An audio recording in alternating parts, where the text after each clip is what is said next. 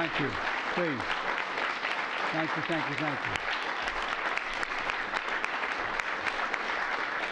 Joanne, thanks for that introduction. For all the good work you do at AARP and helping Americans achieve security retire. Look, Julie Sue, our acting Secretary of Labor, it's going to be hell when you're full-time Secretary of Labor. You're doing such a great job as acting. Supporting an awful lot of American workers. And to the advocates and policymakers here today, thank you for all you do to support American families and protect hardworking Americans. Folks, you've heard me say it before. I ran for president to make sure the economy works for everyone, at least gives everyone an equal shot. And to build an economy from the middle out and the bottom up, because when that happens, everybody does well, rather than just the top down. That's why I created a competition council to promote competition across the economy and to lower costs for families. That's the end result. You know, we're taking on what we call junk fees. I remember having this discussion early on with the staff about, well, you sure people are interested? I can tell you what, when you come from a middle-class family like I did, the thing that makes you the angriest is when you're taken advantage of. And I really mean it, even if it's a little bit. It makes you angry as hell. These junk fees are hidden charges that companies sneak into your bill and make you pay more just because they can. Junk fees take real money out of pockets of Americans. And they add up to hundreds of dollars and weighing down family budgets and making it harder to pay the bills. You know, they may not matter to the wealthy. I think they do matter to the wealthy, but they may not matter to them, but they matter to working families like the one I grew up in. You know, the way I think about it is the way my dad talked about it, and the way so many of you at home talk about it around your kitchen table. How much are your monthly bills? How much do you have to pay for those necessities, your monthly bills? And is there ever anything left over? Just to give you just a little bit of breathing room. I'll hold just a little bit of breathing room. Hidden junk fees make it even harder for families to have a little bit of that breathing room.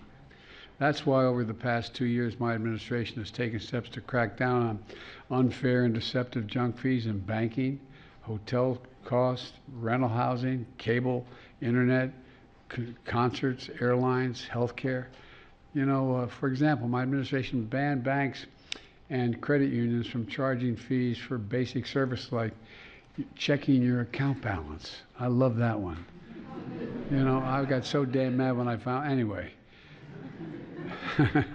Retrieving old bank records, that's really hard to do, man. Or looking up your balance for your loan, on your loan. That's a killer, man. That costs so much money for those banks. But look, they charge up to $30 for these services. And, you know, when you've bounced a few checks like I did, you know, when I was trying to get started, anyway, that's over. That's over. We've taken those fees. They're now illegal. You know, we've secured $140 million in refunds for customers who were charged illegal junk fees by their banks. And it matters.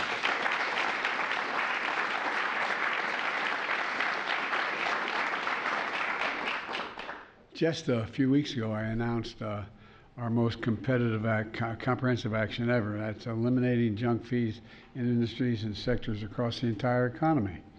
You know, the Federal Trade Commission proposed a new rule to ban hidden fees that require companies to adopt all-in upfront pricing. I don't know why that's so hard to have to talk about. All-in upfront pricing. You know, you should be able to know what you're paying for and how much you're going to have to pay for it. That's where companies fully disclose their fees up front when you start shopping, so there's no surprises at the end when you check out. Research shows, without realizing it, folks can end up paying 20% more because of hidden fees than they would have paid if they could have known up front, and compare the price that they're about to pay for the other options available to them. Now, thanks to actions we've taken, companies would have to show the full price from the start. That's good for customers, and I would argue it's good for honest businesses trying to do the right thing so they're not being out-competed by folks who do the wrong thing. And today we're taking additional action to eliminate junk fees in retirement savings.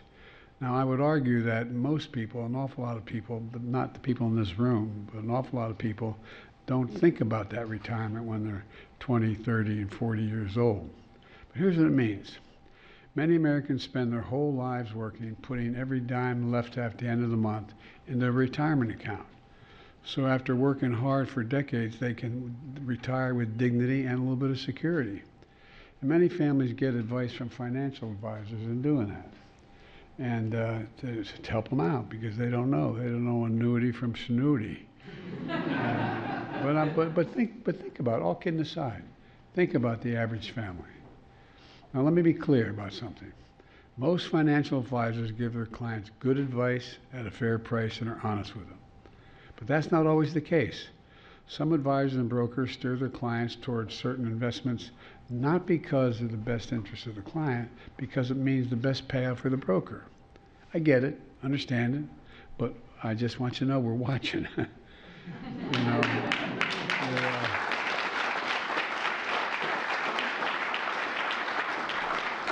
To put it colloquially, look, they're putting their self-interest ahead of their client's best interest, and they're scamming Americans out of hard-earned money. People should be able to trust that when they get advice from a so-called expert, they're getting real help, not getting ripped off. A little like going to your doctor. Anyway, I won't get into this because it makes me frustrated when I do. Look, when a person pays for trusted advice and it comes with a hidden cost, that's what I call a junk fee. And I think it's wrong. Let me give you just one example. Millions of Americans have investment in so-called annuities in their retirement accounts. Annuities are supposed to work like a pension plan. You might buy with one. You might buy one with a one-time payment, and then when you retire, you get the same amount of money back after year. Now, that's how it's supposed to work. But when advice is sound, many annuities can be steady, reliable sources of retirement income, much like Social Security, same principle. But when the advice is self-serving, annuities drain people's savings and deliver much less than is expected by that person. And they can be unclear and confusing. Look, the fine print can be filled with hidden fees. They cost too much. They don't pay much back. But some brokers sell bad annuities because these brokers get big commissions when they amount to thousands of dollars over time. They're going into the broker's pocket instead of the client's pocket. The money is going in. Right now, millions of Americans, especially seniors, are being targeted by financial advice and insurance brokers selling bad annuities that work for the broker and not for the client. I'm not saying all brokers, I'm just saying some. All told, bad financial advice, peddled by unscrupulous financial advisors, driven by their own self-interest, can cost a person, a retiree, up to 1.2% per year in lost investment. That doesn't sound like much, but if you're living long, it's a lot of money. Over a lifetime, that can add up to 20% less money when they retire. For a middle-class household, that can amount to tens of thousands of dollars over time. Imagine the difference the money would make for retired families all across America if that wasn't the case. So here's what my administration is doing to protect seniors from this kind of financial fraud. Today, the Department of Labor is proposing a new rule, meaning that when you pay someone for retirement advice, they must give you advice that's in your best interest, not whether it gets them the best payday. To use this technical term, all financial advisors giving retirement advice or selling retirement products would now have to have a fiduciary duty to their clients. Most people think there is that fiduciary duty already. As you may know, many financial advisors already have that duty, thanks to the law passed in the 1970s called the Employment Retirement Income Security Act, known as ERISA. Now, you say people have ERISA, they look at you like, what are you talking about?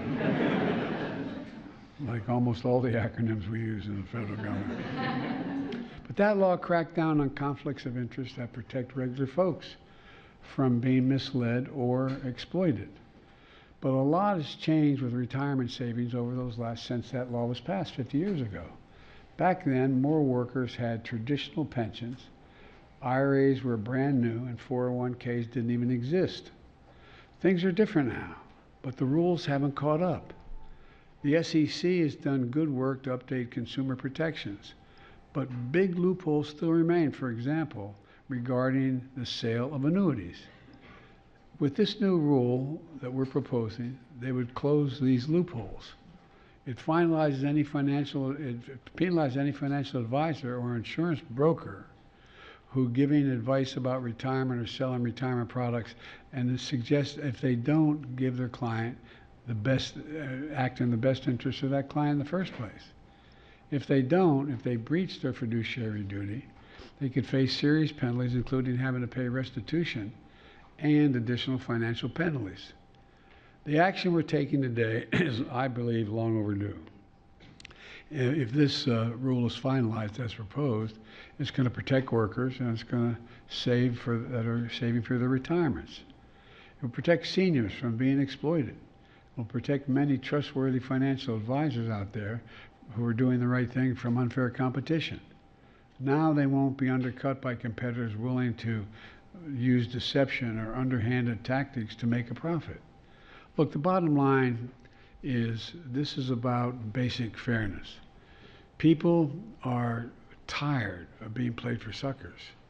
And my administration is going to continue to crack down on junk fees across the economy to protect consumers, promote competition, and give families across the country, as my dad would say, just a little bit of breathing room.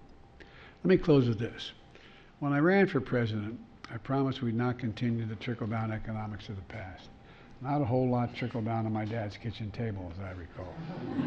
I'm serious. My dad worked like hell. We were a typical middle-class family. We lived in a development of rural, when cities were expanding and people were moving out in the farm areas. We lived in a development of 35 homes, split-level homes. We had a 3-bedroom home with 4 kids and a grandpa lived with us. The walls were thinned. I wondered how my mom and dad got through it, and I look back on it. But all kidding aside, there wasn't a whole lot to trickle down on my dad's kitchen table. My dad worked like hell. It represented the moment we walked away from how this country was built when we got into the trickle-down series. I believe every American willing to work hard should be able to achieve the American dream no matter where they live. The steps we're taking today and everything else we've done to clamp down on junk fees and restore basic fairness in our economy is part of a larger vision for our country. I think we all share, whether you think the way I'm doing it is correct or not, but I think we share the vision to build an economy from the middle out and the bottom up instead of the top down, as I'll say it again. When that happens, the wealthy still do very, very well. Very well. And we all do well. The economy we're building is what is designed to make it fair for everybody. That's why I can honestly say I've never been more optimistic about America's future. We just have to remember who we are. We're the United States of America. I mean, think about this. There's nothing beyond our capacity when we work together. I mean, nothing. So this is just one more effort to eliminate something that's unfair for ordinary people, not working for them. Doesn't hurt anybody, and actually increases competition, doesn't diminish it. So that's all I got to say.